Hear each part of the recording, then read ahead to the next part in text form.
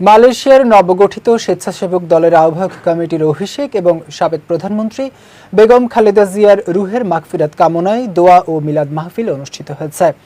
বিজয় টিভির মালয়েশিয়ার প্রতিনিধি আশরাফুল মামুন জানান, মালয়েশিয়ায় নবগঠিত স্বেচ্ছাসেবক দলের আহ্বায়ক এস.এম. রহমান তনুর সভাপতিত্বে এবং সদস্য সচিব হেলাল শিকদারের সঞ্চালনায় দোয়া ও মিলাদ মাহফিলে উপস্থিত ছিলেন বিএনপি নেতা মোহাম্মদ ফজলুল করিম সোহরাব, কাজী সালাউদ্দিন, মোহাম্মদ জসিমউদ্দিন, আলী খান জুয়েল, গোলাম কবির, ইমরান হোসেন, মোশাররফ হোসেন হৃদয়, মোহাম্মদ আল আমিন, কাজী এম মোজাম্মেল হক, মারুফ এলাহি, মাহফুজুর রহমান, মোহাম্মদ মহিউদ্দিন, মোহাম্মদ সোহেল, মিজানুর রহমান সহ অনেকে।